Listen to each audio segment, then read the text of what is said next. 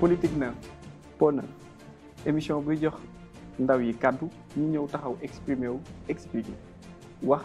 yan point ak yan solution la ñuy def pour mën a am benn sorte de crise selon seen gox wala Sénégal nekkatul émission bi woo politicien bi mu ñëw toog di dige mais déedéet kii politicien bu bees bi la di Sénégal soxla day ñëw wax naka la ñuy def ak yan yoon la ñuy jël pour génn ci guute gi nekk. salaamaaleykum bonsoir ami internautes yéen ñi ni tam souvent di seetaan ci seen plateforme digitale Seven Truth Entertainment tey seen chaîne Seven Truth TV ci émission politique 9 di dalal un jeune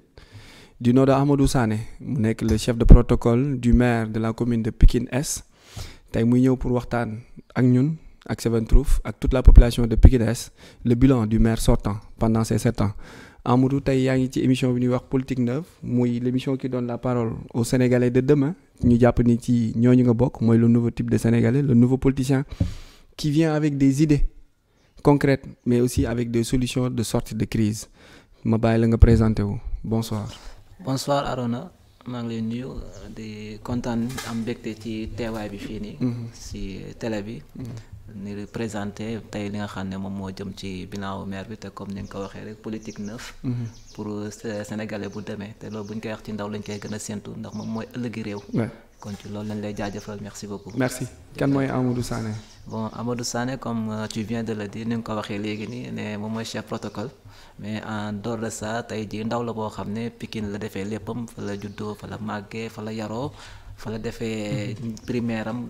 jàngee ci lycée yi nga xam ne daana comme lycée bu Pikine fa lañ defee ba am suñu baccalauréat aussi jóge ci loolu dafay formation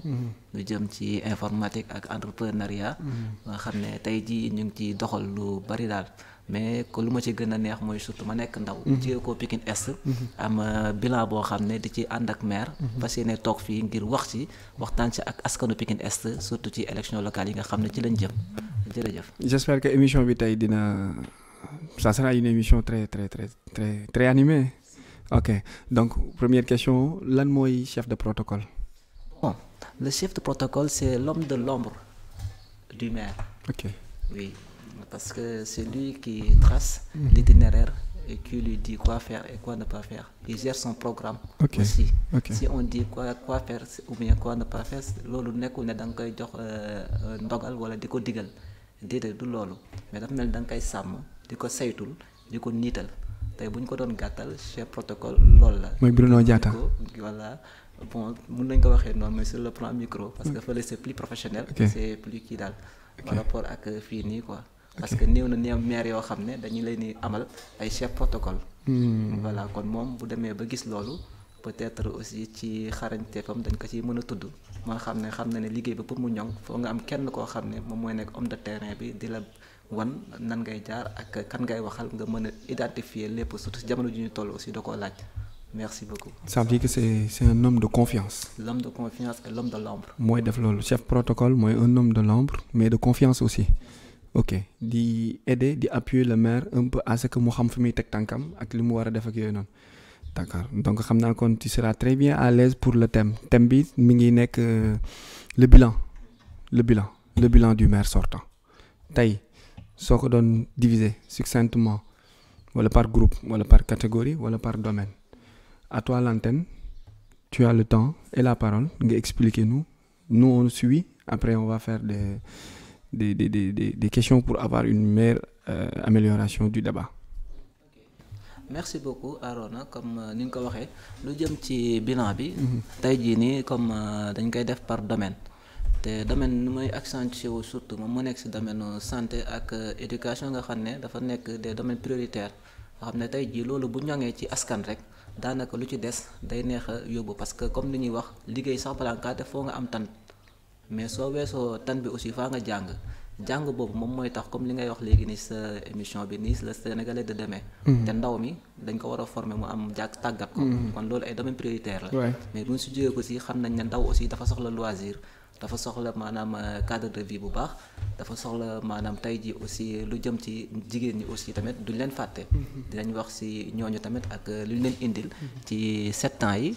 bu ñu jugee ko ci jigéen ñi aussi dinañ jëm ci woy laago yi nga xam ne handicapés yi souvent ils sont tout laissés un peu en rade ñu wax ci ñun tamit lan lañ ci indi ba nga xam ne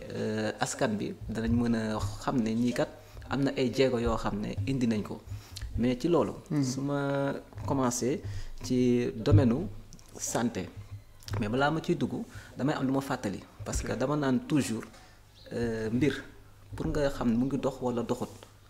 da ngay jàngat d'abord fan nga ko fekk ca fa nga ko fekk ci lañ mën a nattee ak fa nga ko yóbbu ci la ñuy natt est-ce que kii daa régressé daa dellu ginnaaw maanaam walla dafa avancé léegi ci loolu en 2014 ñun ci lañ ñëw ci mairie bi toog fa muy mairie Pikine Est ba ñu ñëw ci domaine santé d'abord dañoo ñëw fekk maanaam bërëb bi nga xam ne ka war a faj ñi nga xam ne ñoom ñooy ñëw te tawat fa mu war a dëkk baaxutoon mooy ñaari district de santé ñun moom lañu am muy district de santé bu Cité Pépinière ak bu Touba Diacksao mais logement ICP bi nga xam ne ñoom ñoo fa war a dëkkee baaxutoon ñun ba ñu ñëwee dañ ko réfectionné defar ko ngir ñëw ñu mën fa dëkk ba ñu jugee ci loolu ba noppi ñu xool ne maanaam boo xoolee fi nga xam ne moom lañ fa dafa war a fajoo ci boppam dafa am aussi li nga xam dafa des lu baax ci wàllu woowu ñu aussi ñu réfectionné ko ba ñu réfectionné loolu noonu ba noppi ñu doog a commencé nag di wuti li nga xam ne mooy jumtukaay pour gën a relever seen plateau médical ak aussi seen faj pour mu gën a jëm ci kanam ci loolu en partenariat ci lañ amee maanaam ñaari ambulance yi nga xam ne dans l'histoire de la commune mooy comme li ma wax sànq foofu nga xam d'abord fan lañ ko fekk ak fu ñu ko indi histoire de la commune ambulance mustaam en partenariat ci lañ ko amee ñu am ñaari ambulance médicalisée benn bi sax dañ ko def mu nekk unité mobile de secours loolu ñi nga xam ne suñu partenaires yi ba ñu jógee en Italie dañu jël ay ndaw tàggat leen ci wàllu secourisme boobu noonu c'est pour les premiers soins ñoom ñu koy mën di def loolu loolu mooy tax tey jii nii ci commune bi ay nit danañ am ay tawat guddi wala bëccëg soxla évacuation léegi ngay dem wuti oto wala muy difficile dañuy woo ambulance te xam nañ ne ambulance lu tax aussi mu am pertinence mooy moom buy daw ci tali dafay amee priorité donc loolu dafa bëri loo xam ne dana ko soulager ci askanu Pikine Est moo tax ñu former leen ci loolu ñu koy def ak aussi district de santé yi surtout maternité bi nga xam ne moom moo nekk Touba Diacksao yenn saa yi jigéen ñi wérul yi dañuy soxla évacuation ñoom ñoo ci koy def am na boo xam ne sax boobu en même temps dañ koy utiliser comme corbillard ndaxte ay doomu aadama kuy dund moom xam nga ne dañuy ñaan mu yéex mais di nga wuy ci sa borom bu ko defee dañ leen di faciliter loolu pour que ñu mun ko jébbal boromam ci sutura ndax ay jamono gars yi njaga njaay la ñuy wut ak ay kaar ak yooyu ci loolu noonu aussi weesoo loolu xam nga dafa am loo xam ne mën nañ ne sax jéggi na compétence su mairie mooy jël ñi nga xam ne ñoom ñooy seen personnel de santé yóbbu leen bitim réew ngir ñu yokki seen xam-xam pour wane ñun santé maanaam njariñ goo xam ne ak nu ñu ko gisee ne priorité la ci ñun dañ leen yóbbu tàggat leen muy madame Ngom ak l'autre madame Ndiaye moom moo fa nekkoon si je me souviens bien ñooñu dañ leen jël yóbbu leen sage-femme bi ak ICP bi ñu def formation 1 mois en Italie pour yokk seen capacité ñu dellusiwaat pour faj bi gën a mën a ñoŋ ba ñu jógee ci loolu aussi même l'autre kii Thiam dafa waroon a dem mais moom demam dafa tombé Covid bi loolu moo taxoon sax demut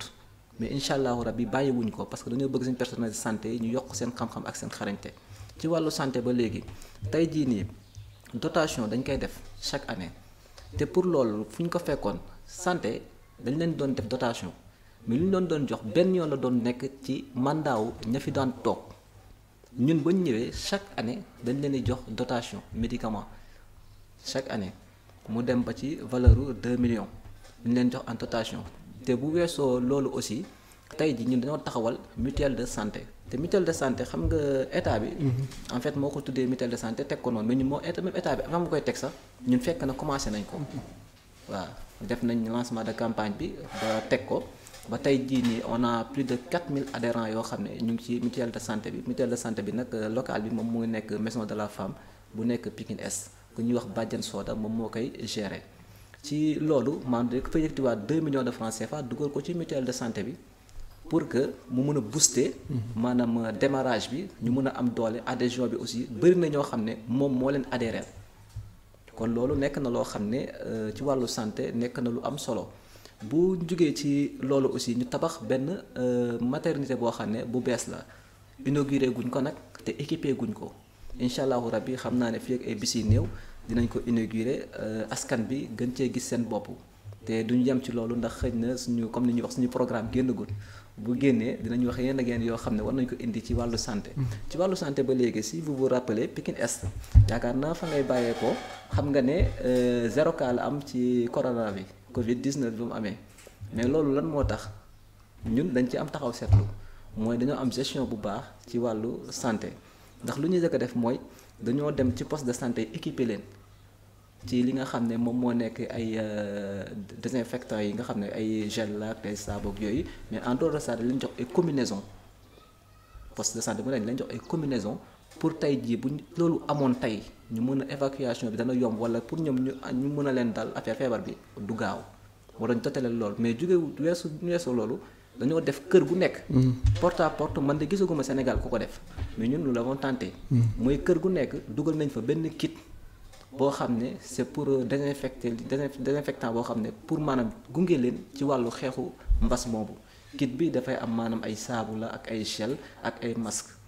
kër bu nekk ñu def ko masque yi sax bañ ko doon séddale ASC lañ ko jox pour wane ne maanaam politique de l'inclusion foofu ASC lañ ko jox ñoom ñu dugg séddale ko kër gu nekk ñu jox la ay masque sensibiliser waale la nga xam ne lii ni nekk na lu am te da nga ci war a taxaw te ci loolu sax suñu ambulance léegi wan nañ dafa am njariñ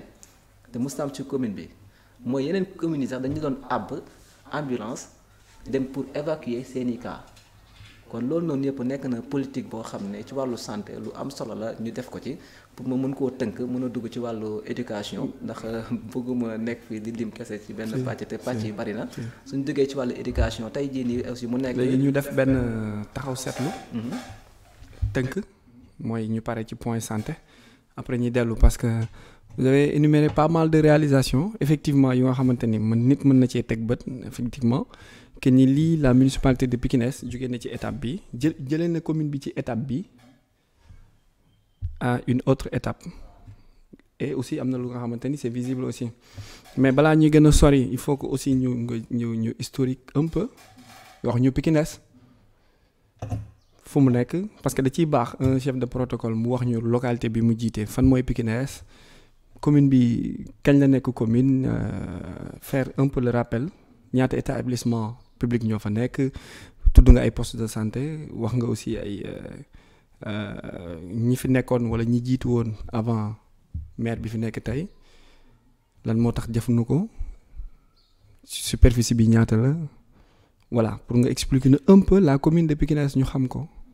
pour ñi seetaan mën a xam réellement que ñi fi nekk nii pendant 7 ans ñoom maîtriser nañ commune bi mën na la wax superficie bi nombre de maisons yi wala habitants yi wala nombre de quartiers yi wala recette bi aussi parce que da ciy baax ñi xam ko comme politique neuve la toutes les questions parfois sont permises. comme ni nga ko waxee Pikine Est dafa nekk commune boo xam ne commune bu ndaw la superficie bi nag je le maîtrise pas exactement pour mun cee wax mais lu ma mën a xam mooy lu ma ci mën a yokk mooy 20 quartiers la am. te pratiquement il y a 30 000 âmes yi nga xam ne ñoom ñooy yeewoo ko Pikine Est 30 000 âmes moo fa yeewoo nekk na commune bu ndaw nekk na commune boo xam ne 20 quartiers képp moom moo ko tënk te commune bi mu ngi nekk en 96 ci dañ ko def muy commune 96 boobu noonu ku ñuy wax kii Ndiaga Thiam moom moo nekk premier maire bi nga xam ne moom moo toog ci commune bi. ba nga xam ne tey am na ñeneen ñi nga xam ne Baye Talla Diop ak ñoom Malick Konté Ibrahima Ndiaye ñoom ñëpp jaar nañ fi maire Tabara ñoom ñëpp jaar nañ fi ba ci tey jii nii mu nekk l'actuel maire sortant Issakha Diop moom moo nekk ci commune bi te tey jii li muy générer ci recette maanaam mun nañ ne commune la boo xam ne moo gën a néew budget moo gën a néew ci lu muy recouvrir ci wàllu recette mais tamit jàpp nañ ñun ci suñu gis-gis ak taxawaay buñ ci am moom moo ëpp réalisation ci département bi wala boog mun naa ne niveau national sax mun nañu comparer ak communes yi nga xam ne ñoo ñu ëpp doole ci mbir moomu ci wàllu réalisation par rapport su fekkee dañuy def proportionnalité ak budget bi ngay am ak tey jii ni vision ak maanaam xarañteefu maire bi nga xam ne moom moo ko jiite loolu daal mooy li nga xam ne ci tënk dañ koy wax ci commune de Pikine Est nga xam ne tey jii nii moom mooy commune bi nga xam ne boo déggee marché syndicat rek xamal ne moom moo nekk ci commune Pikine Est boo déggee stade Alassane Djigo jàppal ne ci commune de Pikine Est la nekk loolu yëpp maanaam tey route de Niayes bi moo ñu séparé ak Jidda Caaroy kaw boo demee fële raay bi moo ñu séparé ak waa ginnaaw raay beneen côté bi fi nga xam ne moom mooy stade bi jëm ancien trésor bi fu mu nekk ba raay ba moo ñu séparé ak Pikine Ouest ci beneen aile bi aussi Talib Bees moo ñu séparé ak Pikine Nord loolu daal mooy li nga xam ne mooy délimitation wu commune de Pikine Est. D'accord. Dernière question avant mooy def juste un retour. Le maire Pikine Est, il a été nominé une fois, 2 fois, 3 fois dans quel domaine? Bon, il a été nominé 3 fois dans le domaine de l'inclusion, l'équité et l'égalité. ci lañ ko nominé. Même beneen bi aussi am na boo xam ne am na benn organe bi nga xam ne ci yëngatu ci wàllu xarale yi nii pour tas xibaar yi. ñoom tamit bañ defee loolu ñoom tamit nominé nañ ko mu nekk meilleur maire. ci cadre développement wu ak doxalinu. maire bi ci dëkk goxam. mu nekk meilleur maire au niveau départemental. loolu tamit dañ ko ciy yokku.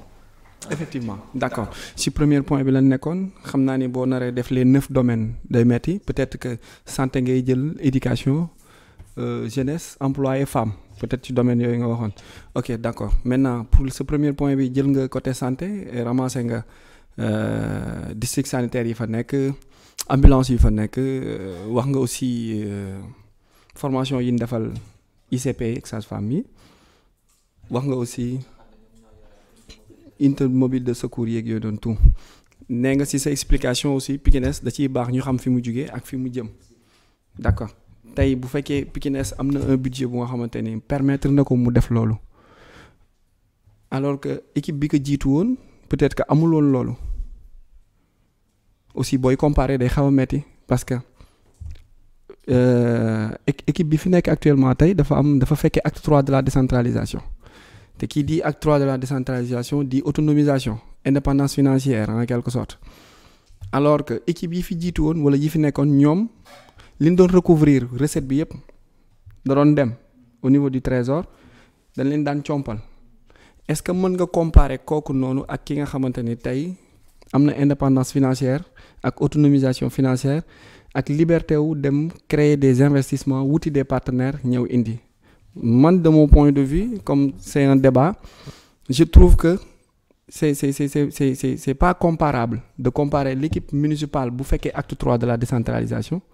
di recouvrir parfois plus de 400 millions 500 millions l'année ci 20 quartiers pour 30 000 âmes comparé à une équipe municipale bu nga xamante ne bi mu fi nekkoon bi muy recouvrir il pouvait même pas recouvrir 50 millions donc entre quelqu'un qui a 50 millions ak quelqu'un qui a 500 millions je pense qu'on ne peut pas les comparer. Premier point. Deuxième point, on attend de quelqu'un qui a 50 millions de faire plus que quelqu'un qui a quelqu'un qui a 500 millions de faire plus que quelqu'un qui a 50 millions. Aussi, deuxième point, expliquer que il y a des districts sanitaires qui sont équipés en don de médicaments, nous avons une valeur de 2 millions parfois. Ok. Loolu yëpp mi ngi delluwaat ci kaw ki fi nekkoon wala ñi fi nekkoon ils avaient un budget annuel qui tournait autour de 180 millions même pas 200 millions kooku il pouvait pas peut-être payer son personnel ba pare di retourner waat di créer benn mutuelle de santé et si nous prenons par exemple 2 millions est-ce que 2 millions suffisent largement un établissement de santé publique 2 millions tout en sachant que 2 millions de médicaments est-ce que loolu c'est quelque chose de très solide qu'on peut tenir pour jàpp ci lii nii c'est quelque chose de fiable beneen point bi mooy les unités de mobile wax nga ko mobile de secours ak les ambulances yi nga xamante ni je pense que don nga wax dotation la de partenariat yun la may certes c'est quelque chose boo démarché indi ko teg ko mais ambulance aussi wala corbillard aussi je pense que c'est quelque chose de bien d'accord foofu amul luñ fay expliquer delluwaat nga ci côté maternité wax nga maternité bi aussi maternité bi fonds propre la wala dotation la loolu aussi c'est à savoir il faut que ñu xam ni maternité bi est-ce que la municipalité moo ko engagé moo ko créé moo ko mettre en place wala c'est une dotation comme ni mu amee dotation en matériel médical. li nga wax lépp dégg naa ko. bon mais lu ma ciy mën a indi comme leeral mooy tey jii da nga wax lu am solo. mooy da nga ne su fekkee dañuy comparer te benn fekk na acte 3 bi duggagul. mais acte 3 bi est-ce que xam nga ne yaa ngi fàttali ko ba ñuy doog a dugg ci acte 3 bi lan lañ wax. y avait beaucoup de mairies yoo xam ne y avait un problème même pour payer les salaires. ñun mosuñoo daal. si vous vous rappelez bien am na agent de santé yoo xam ñoom ñoo nekk Dominique ñu ngi doon def ay marche ak yooyu tout ça takk ay kii woogu naan dañuy grève parce que seen salaire yi dañoo toog ay weer fayeeku wuñ te du commune boobu kese bari na commune yu ko amee woon mais ñun on a eu la chance que loolu amutoon kon dañuy wane toujours comme li may wax toujours fu ñu leen fekk ak fu ñu ko jël nooy ñun xam nañ ne acte 3 dafa am xam nañ ne lu ñu mën a am parce que ñun amuñu niche boo xam ne mun nañ fa am recette bu toll pour mën a def sax toutes ces réalisations te loolu feneen sax foofu laay ñëwee ak yow mooy pour nga xam pertinence boobu noonu ñun li ñu am ci budget xam nga acte 3 bi ba mu amee agent yi nekk ci kii au niveau ville bi dañ leen déployer indi leen ci communes yi loolu moo tax sax communes yi ñoom tam ñu gën a am problème mooy dañ lay yokk ñu ngi lay bàyyi ak sa bopp de mais ñu ngi lay yokk coono bu fekkente ne surtout maanaam xamoo nan ngay defee gestion bi. wala amoo maanaam capacité managériale boo xam ne di nga mën a xam naka ngay def naka ngay tojee sa bopp janax. léegi ci loolu boo xoolee tey jii budget bi comme ni nga ko waxee su fekkee dañ koy xayma à peu près ay 500 millions par rapport ak ñi nga xam ne ay 200 millions la ñu am 500 millions yooyu xam nga budget 80-20 la dañ ne la 80% budget bi dafa war a dem ci fonctionnement 20% budget dafa war a dem ci investissement. léegi tey ñu xool ci investissement si on prend les 500 millions on fait multiplié par 20 sur 100 ça te donne 100 millions. léegi 100 millions francs CFA tey jii est-ce que loolu mën na matal li nga xam ne li ma guma am na xam li ma guma ko mais tey ci li ngay doxalee investissement ca wàllu commune te xam nañ ne mairie képp ku ko xam nañ ne Sénégal fii ci suñu aada ak suñu cosaan mairie sociale la gën a accentué wu bari na ci. léegi nag en dehors de social loolu moo tax sax tey gars yi permettre la ci acte 3 bi dugal la nga am possibilité partenariat nga xam ne ci loolu ci ngay mottalikoo pour mën a doxal lenn yi ngay doxal te loolu partenariat boobu maire bi bu fekkee amul leadership bu fekkente ne maanaam doxalinam dafa des du am confiance bi nga xam ne partenaire yi dinañ ko am ba ñëw di ko jàppale wala di ko taxaw pour mu gën a mën a taxaw askanam. kon loolu noonu nekk na ci loo xam ne am na solo trop. léegi ci loolu su ma ñëwee tuuti. mooy comme ni nga ko expliqué tuuti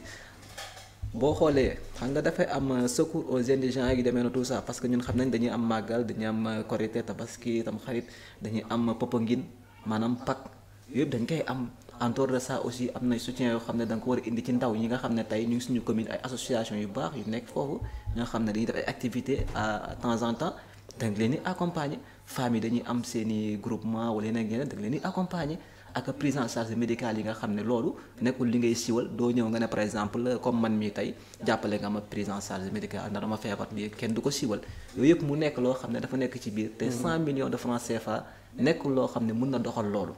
loolu moo ñi may tey ñun suñu xarañteef ci wàllu surtout partenariat ñu mën a indi lii nii yëpp jagleel ko rek suñu askan ndax xam nañ ne lu ñuy amee bu fekkee ci loolu kese la ñuy tënku du ma ne duñ def dara de waaye dana néew lool. jërëjëf. léegi ci côté boobu je reviens encore ñu rester ci domaine santé balaa ñuy dem ci côté éducation parce que si say biir wax nee nga amuñu comme sa commune amul suffisamment de moyens pour parfois parvenir aux besoins ou bien à tous les besoins de ces populations wala de ces résidents. tey bu ñu defee benn étude bu ndaw au niveau de Pikine Est commune bi nga localisé wu 36 000 personnes 20 quartiers. de superficie Pikine Est c'est 77,8 hectares donc lu tuuti la Pikine Est am na 4 stations pour ne pas les citer peut-être en publicité yooyu la ñuy wax il y a 4 stations au niveau de Pikine Est il y a des magasins de gros porteurs il y a la voirie une avenue bu nga xamante ni dafa il y a des magasins des secteurs activités yi fay am. Il y a presque le plus grand marché aux fruits du Sénégal le plus grand tey boo excepté nga peut-être nga jël ay Kermel wala Sandiniéry le plus grand marché de fruits au Sénégal marché syndicat se trouve dans cette localité donc l'acte 3 dafa am ñu mu favoriser am ñu mu défavoriser Pikine Est de sa position acte 3 bi défavoriser wu ko daf ko favoriser si kaw favoriser boobu mu ko favoriser moo tax recette stade bi mënul dugg biir Pikines parce que y en avait trop moo tax ville mujj ko jël parce que mënoo marché syndicat am 4 stades am des gros porteurs sur la lutte am un marché hebdomadaire am le marché syndicat des magasins et autres mu leen la revenu boobu ressource boobu noonu yëpp ci yow lay delluwaat ba pare ngay jëlaat recette stade bi di ko conserver waat di léser ñeneen ñi donc mairie yooyu nga doon wax yi amoon problème mu situation économique mooy mairie yi nga xamante ne après découpage bi ñoom amuñu benn marché wala amuñu dara lu leen féete gis nañ problème mu Njaareem Géejawaay ak Jidda Caaroy kaw gis nañ fi problème mu Sangalkam ak Bambilor Bayax comment dirais-je Bambilor et autres donc yu mel noonu si découpage bi dafa am ñu mu favorable ak ñu mu défavorable Pikines a été très favorisé par l'acte 3 de la décentralisation parce que boo jëlee acte 2 de Ndiaga Thiam en 1996 en passant par Baye Talla par Malick Konté d'abord par Baye Talla Diop par Ibrahima Ndiaye bi ko remplacé par Malick Konté bi Tabara remplacé par Issakha Diop est le maire bi am plus de recettes parce que bu ñu jëlee total recouvrement de 2014 à 2021 plus de 4 milliards 500 ont passé sous ses mains donc de xam nga boo ko jëlee 100 millions terme annuel danaan ok kii amul dara mais boo ko globaliser en termes de réalisation tu te rends compte que la mairie a suffisamment de moyens mais defu ko un marché syndicat qui sort par jour entre 450 000 à 600 000 francs par jour sur 6 mois annuels non franchement on se demande franchement est-ce que réellement la mairie a fait son job est-ce que réellement la mairie de Pikines compte tenu de tout cela a fait son job beneen point bi nga expliqué léegi tu as parlé sur social taux bu énorme ci social bi en 2019 boo demee au niveau du recouvrement du trésor public le maire a déclaré que Pikines la commune de Pikines a appuyé aidé assisté la population en termes de social comme ni nga ko waxee à hauteur de 439 666 000 francs CFA en 2019 tout court une année donc et en même temps de 2019 à 2021 pour les lieux de culte mooy les mosquées amul église ay mosquées yi fa nekk la mairie aussi de Pikines la municipalité de Pikines a dit que appuyer les mosquées à hauteur de 45 millions donc yooyu c'est des chiffres qui parlent et c'est des chiffres très sensibles hein c'est pas des chiffres que moi-même j'ai inventé c'est des chiffres ki nga xamante ne boo demee au niveau du trésor da nga ko fay fekk li Pikines recouvrir ak li mu génne da nga ko fay fekk y a les factures y a les dépôts y a tout donc si aujourd'hui vous revenez ici pour dire que bravo au maire il a très bien fait parce que def na lii ak lii ak lii alors que autre partie de la population gisee nañ ko neneen mais en tant que chef de protocole aussi il faut que nga éclairer un peu lanterne ñi nga xamante ni peut-être ànduñoo ak yow mais ñi ngi naan xaaj bi yëpp lu tax mu demee nii il faut que aussi les administrés ñoom it am suffisamment d'informations pour xam li xew. c'est normal li nga wax yëpp am na solo mais lu ma lay indil tuuti mooy. man dama nekk au cœur xam na muy doxee xam lan mooy recette liggéey ci. kon je suis de bonne position pour mun ci wax. xam nga mooy sànq li ma la wax yoon kenn du ko jéggi loi bu ñu ko tegee doo ko jéggi dañ ne la loo mën di am ci xaalis li nga xam ne moom ngay recouvrir comme ni nga koy waxee ay syndicats day am 400 000 francs par jour et cetera. même bu dee loolu la tey dañ ne la sa budget yow yaa ko wax léegi boo ko tegee ne la li nga war a am ci budget yow ci xayma nee nañ la 500 millions par exemple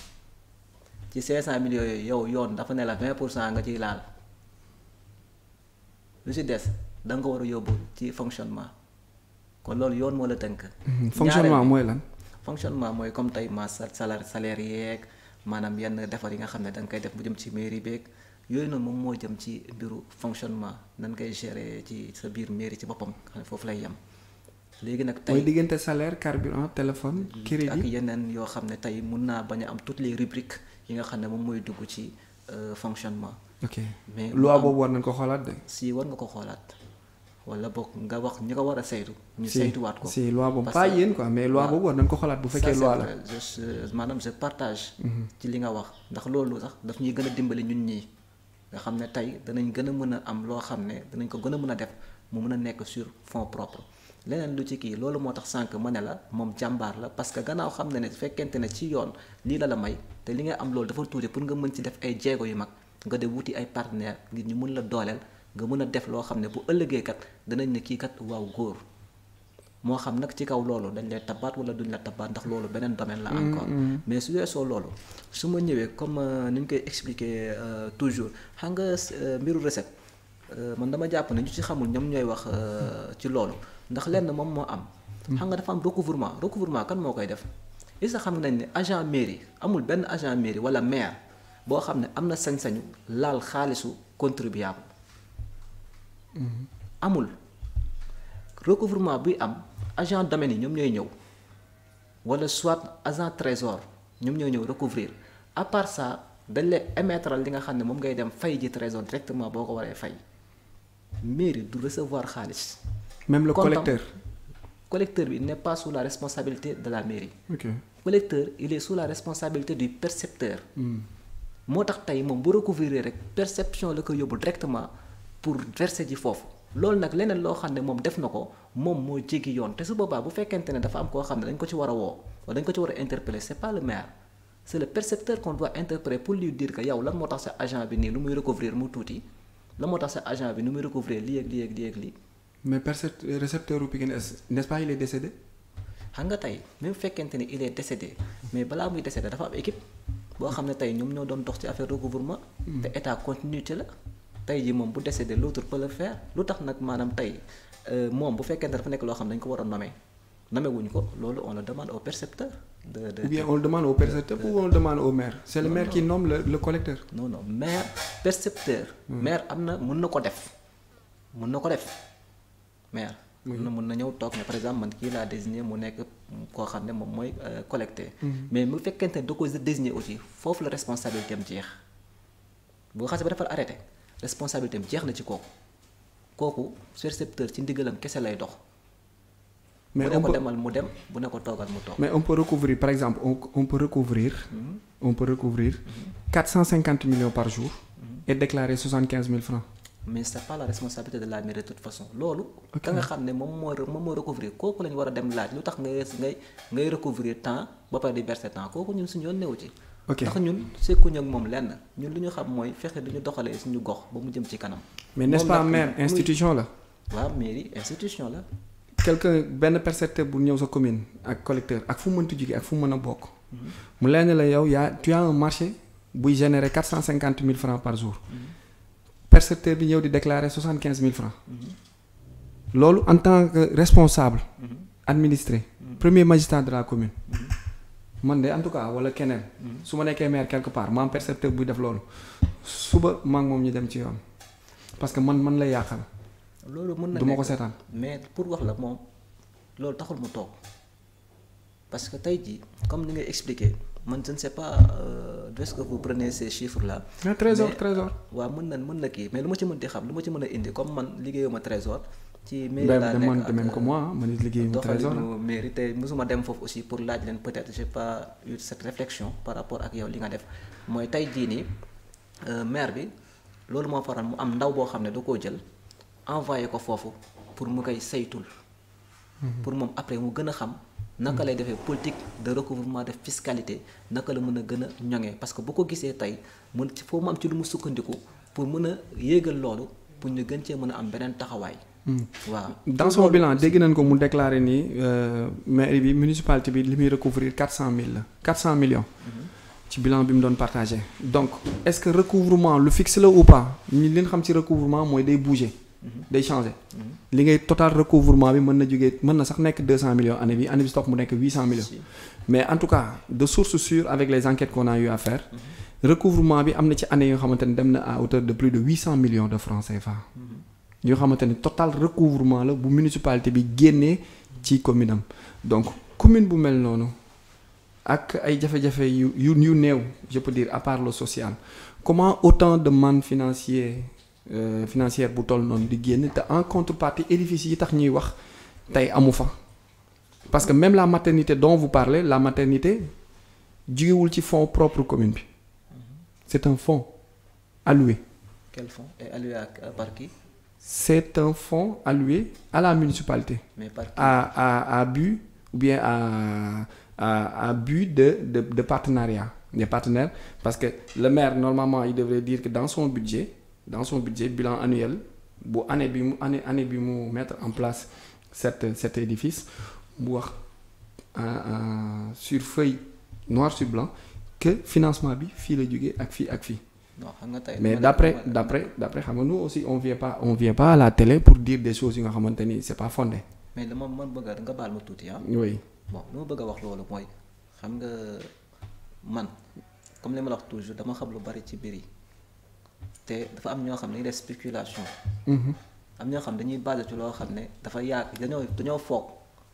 mais comme li ñuy wax ay 800 millions yooyu loolu ça n'a jamais existé parce que lenn moom moo am.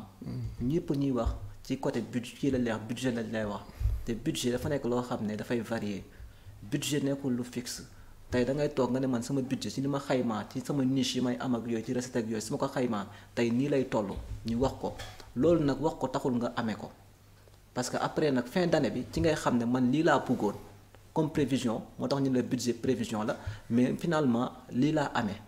ci loolu noonu nga xam ne moom laa amee parce que loolu mooy tax it yenn saa yi nga gis nit ki wax ci budget par exemple nga ne man ci sama budget lii laa kii te ci loolu war naa ci mën a tabax loo xam ne dana am 50 millions malheureusement ce budget mënoo ko atteindre loolu nga obligé reporter ko. même état bi sax da koy am mu am ay travaux de grande envergure yoo xam ne da koy reporter ndax ma koy reporter du dara lu dul dafa xajul ci budget bi. wala soit ñu def seen loi d'urgence yooyu noonu nga xam ne dañ koy ñëw am fu ñu tibbee waat fonds pour mën a àggali loolu moom moo koy indi mais ci dëgg Pikine Est mësul recouvrir lu toll sax maanaam ci plus de 500 millions yooyu nga xam ne tey du question recouvrement kese parce que budget bu ñu koy wax dafa bëri recouvrement ci la bokk pàcc la ci rek mais nit ñi ñoom ñoo ciy accentué wu rek jàpp ne recouvrement mais à vrai dire Pikine Est comme ni ñu koy waxee j'ai entendu quelqu'un dire que par exemple comme ci marché syndicat bi c'est par 6 mois 6 mois yi lay dox yeneen 6 mois yi du dox ci 6 mois yooyu noonu ci lay recouvrir 300 400 000 francs par jour si on le multiplie ça te fait je ne sais pas 2 millions et quelques par année 2 millions et quelques par année loolu lan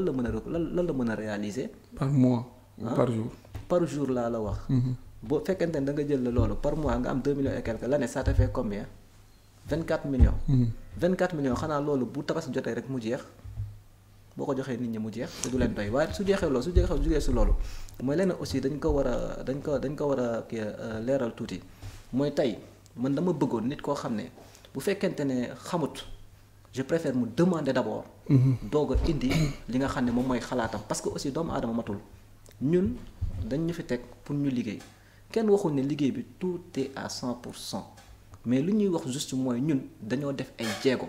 am na fu ñu ko fekk am na fu ñu ko indi te fu ñu ko indi nekk na loo xam ne maanaam c'est une première parce que lépp loo xam ne tey ñun dañ ko réaliser ci Pikine Est tout est une première amul lenn loo xam ne tey c'est pas une première. moo tax mën naan maanaam maire Issakha Diop yow sa lépp guléet la fi. waaw. d'accord xam nga man heureusement j'ai eu la chance de faire des études en finance. Finance internationale même xam naa luy budget xam naa luy recouvrement. xam naa aussi lan mooy loi de finances rectificative. donc recouvrement lañ wax. donc la municipalité de 2014 à 2021 il y a de ces années yoo xamante ne recouvrement bi dem na ba moins 400 millions. il y a de ces années yoo xamante ne recouvrement bi yéeg na ba à 800 millions. perception moo koy def day ci yokk loolu waa Trésor ñoo def recouvrement. waaw mais xam nga comme ça pour mu leer quoi gars yi xam ne mairie du recouvrir. non mais xam nga da nga ni léegi. yeggu fa. da nga ni yeggu fa. nga ni toute chose aussi est première dans la commune. c'est suñu réalisation je dis. d'accord mais il y a le plan Anvers. Il y a le projet Anvers des Belges yi nga xamante ne c'était en 2001 99 un financement de 100 millions annuels multiplié par 5 muy 500 millions il y a la construction de la maison de la femme ça c'est des édifices yi nga xamante ni fekk ngeen ko fa. ça c'est vrai. yu solide aussi. fekk ngeen fa district de santé yooyu noonu. ak CLC bi. maison communale plus des financements à hauteur de demi-milliard. donc tey boo ñëwee nii maire bi guléet lu mu def guléet la wala lii mi ngi fiy soog a am alors que y a de ces populations yi nga xamante ni mën nañ démentir loolu apporter autre chose de kii en tant que chef protocole wala responsable protocole du maire aussi c'est des choses yi nga xamante ni c'est à revoir en tout cas tout à l'heure j'étais soufflé ni ko maison de culte yi la municipalité sur les 2 dernières années nee na def na ci à hauteur de 45 millions ci jàkk yi nekk Pikine Est mais loolu c'est pas fondé mënoo ko téye 45 millions on n'a pas construit une mosquée là-bas on ne peut pas donner à une population en termes d'assistance sociale en une année plus de 439 666 000 francs CFA. Y a pas sur les 30 000 âmes. Y a pas 1000 pauvres à ce point. xam nga yow dama la wax ju am solo léegi nii dama ne la xaw ma fan nga jëlee say chiffres. au trésor parce que may jaaxal mooy même boo demee trésor peut-être tu es tombé sur une mauvaise information. non xam nga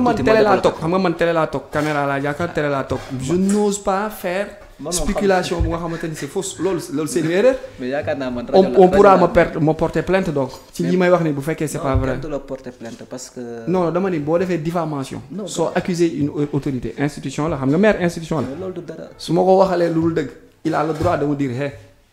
rectifier li nga wax boobaa fii laay toogaat ci plateau bi nii maa ngi excusé comme il a le droit de laisser passer de savoir que bon. mais ba waxal nit lu amul ba waxal nit lu dul dëgg. loolu du dara fii chaque jour ñoo xool fi nit lu dul dëgg te pourtant mu jéggale bàyyi mu sedd xam ne du dara mais lu ma bëgg a ñëw surtout ci côté boobu. mooy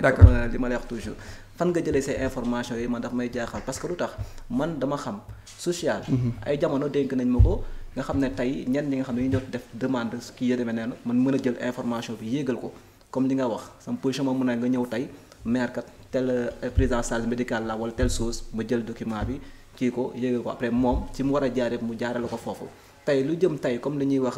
par exemple jàkka yi ak jumaa yi c'est pas question dafa ñëw tabax jumaa wala dafa ñëw tabax jàkka déedéet mais 45 millions c'est peu dafa nekk yoo xam ne daf leen di doter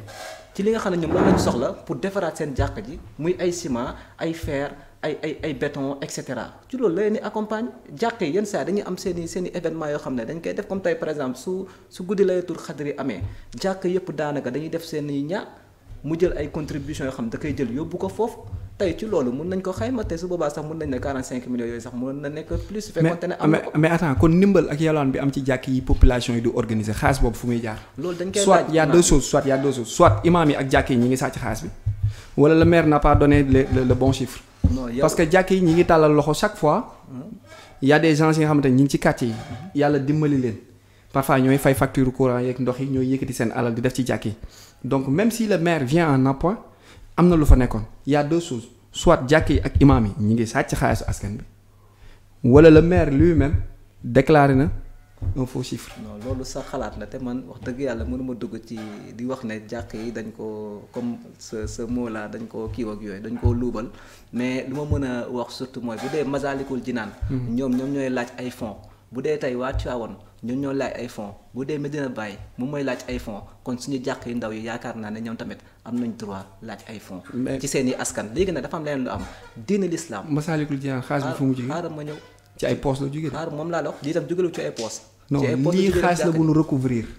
bu askan bi bokk même mu tuuti mais avant ma wax ci kii bi parce que dafa am li nga wax lu am solo mooy bu deekente ne ñoom lu leen askan bi di jox comme yalwaan yi ñuy am ak yooyu tout ça xam ne tey askan bi moom mooy continuer loolu l'islam fekkente ne may na leen ko ñu def ko mais dama ne la tey ñoom imaam yi ñoom la ñuy laaj seen gestion boobu naka lañ ko defee mooy yow xaalis bu la maire bi jox muy 45 millions nu mu ko tasee parce que dafa nekk lu ñu tas parce que tey am nañu Babou Salam am nañ Jumaa Sëñ Mansour am nañu maanaam pratiquement ëpp na 10 wala mat na 10 li nga xam ne ay jàkk la ci commune Pikine Est tey bu ñu jëloon sax comme li ngay wax tax 40 millions on le divise par 10 ça fait 4 millions par jàkk 4 millions par jàkk 4 millions lan la mën. 4 millions en une année. moom laa la wax ci benn année lan la mën pour dire ne kon loolu mën nañu wax ne c'est pas suffisant loolu moom moo tax maanaam askan bi mën di yëkkatiwaat seen xaalis di leen ko jox léegi nag gestion bi nag. loolu ñun suñu yoon nekku ci parce que jàkka bu nekk imam bi ak nayim bi ak ñoom nañu constitué ils sont libres de gérer leur argent comme ni ñu ko jàppee ne ci seen wàll ñoom noonu lañu ko war a gérer loolu soo si bëggee réponse xëy na bon da ngay invité benn imam ci ñoom xëy na nga ñëw toog mu éclaircir la ci xam nga nous sommes dans un débat intellectuel et ñi seq milieu bi c'est tous des intellectuels parce que le maire et son équipe man je pense que bu ñu demee ba taxaw ci à l'heure du bilan ba léegi waxaguma ci nag waaw d'accord di nga ci wax à l'heure du bilan man je croyais que on allait donner des chiffres faits dates actés signés comme ça nga ni lii 45 millions yi bilan ni ñuy defee bilan. non mooy non selon tout le monde. non selon vous parce que chacun a sa méthode de présenter son bilan. mais soyons sérieux un peu quand même. déedéet mënoo jël 45 millions rek nga ni 45 millions. non xaaral ma expliqué mais da nga naan 45 millions yi 700 000 yi fii la dem. léegi nag 300 000 yi fii la dem 4 millions yi fii la dem ainsi de suite. ciment nii nangam sangam ñu xam mooy li ma la expliqué sànq ma ne la ay ciment la fer béton ak yenn saa accompagnement financier bi nga xam ne tey accompagnement financier mën nga déclarer 2 millions ci enveloppe bi fekk 50 000 moo fa nekk. waaw loolu. alors que boo bindoon acte ni temps bi somme bi temps la xam nga calcul bi day yomb. parce que au fait dañ leen yónni bi mooy vous avez été élu mooy nit ñi ñoo leen jox seen kàddu ni leen doxalal ñu seen gox. mais ba mu mayee temps rek ma expliqué la. mais nit ñi aussi am na droit ni leen. ni ngeen ko doxalee nii bëggeewuñ ko woon nii ni ngeen ko waroon diggee lu tax defeewu leen ko nii wala defee leen ko nii wala booy rendre compte comme dañ leen yónni 2014. mu war a jeex 2019.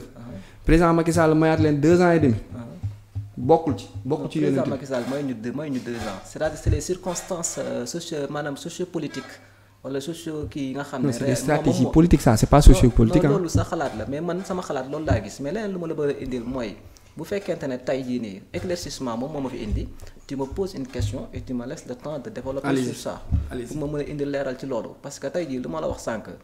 danga may laaj dama lay tontu ci li ma lay tontu yaakaar naa ne du pour yow pour askanu Pikine Est la te bu dee pour askanu Pikine Est la maintenant c'est à eux de juger est-ce que lu ñuy wax lu am la wala est-ce que lu ñuy wax amut mais de toute façon man li may wax lu ci bëri dama ko fekkee dund ko man chance boobu laa am parce que pour te dire quelque chose aussi comme sànq li ma doon expliquer man dama amee aussi loo xam ne je suis chef de division contrôle de la commune de Pikine Est loolu moo ma may ma mën a xam lu bari ci mbir yi ci doxalin lu bari en dehors de tey jii la ma nekk chef protocole bu maire te loolu moom moo tax tamit ma am sañ-sañu toog fii nii nga xam ne dañu war a wax ci bilan nga xam ne ci li ngay wax lépp da nga ko war a xam da nga war a xam fu mu dugg ak nu mu demee ci loolu laa lay xamal ne la bu fekkente ne comme yow parce que boo waxee chiffre man du ma bëgg sax wax la contredire chiffre boobu dama naan la léegi nañ basé wu ci chiffre boobu buñ ci basé wu ma defal la démonstration chiffre boobu pour nga xam ne tey loolu du dara xam nga tey xaalis bu ñu ko tuddee bu mu xaw a bari sa nopp mën wala nga xamoo ci lu mu jëm mën na la réeral mais tey ñun foo ñu xam ne lu ñu am ci ay jàq ak kii foofu buñ ko xaymaa daanaka weesu na fukk te ci loolu bu dee comme 45 millions yi ngay wax buñ ko séddalee ko ci nekk par exemple nga war a am 4 millions tey boo ci waree jënd tonne ciment ak ay suuf ak yooyu daanaka dafay jeex. mais ban jàkk lan fa tabax bu war a tax. muy wut ciment ak fer ak béton. wax ma la tabax de dama la réflexion léegi leen dafa am dama la koy ñaan bu fekkee tu as le temps caméra yee ngi nii mun nañ ànd doxantu man je connais tous les imams parce que yi ñuy yóbbu man damay bokk su ñu koy yóbbu nga dem nga laajte imam Mbaye par exemple imam Mbaye yow avant ñu tëj seen jumaa ji lan la fi maire bi def mu wax la ko ñu dem ci président des imams moom mu nekk imam Ba maire kat dañuy dégg nga def lépp est-ce que c'est vrai ou pas moom mu jox la te population bi yéen ñi nga xam da ngeen bëgg a xam loolu dem leen ci président des imams imam Ba ngeen laaj ko maire bi lan lay def ci jàq yi mu wax leen ko ngeen xayma ko par rapport ak 45 millions yu ñu fi tudd ngeen xool ba xam dana ko mat wala du ko mat loolu laa leen di ñaan daal pour mun a ñu mun ñoo àtte daal par rapport ak li ma wax tax yaakaar naa ne dëgg moo ma fi indi te waxte yàlla tax ndax surtout dama soxla 2e mandat moo tax quoi ok. donc ami internaute bi moo nekkoon première partie émission ak le chef de protocole bu maire Pikine Est de la commune de Pikine Est je pense que ci benn point maximum lañ wax 2 points donc xam naa on revient pour parler pour aller à la 2e partie merci. politique na po na émission buy jox ndaw yi kàddu ñu ñëw taxaw exprimer wu expliquer wax yan point ak yan solution la ñuy def pour mën a am benn sorte de crise selon seen gox wala Sénégal nekkatul émission bi woo politicien mu ñëw toog di dige mais déedéet kii politicien bu bees bi la di Sénégal soxla day ñëw wax naka la ñuy def ak yan yoon la ñuy jël pour génn ci guuta gi nekk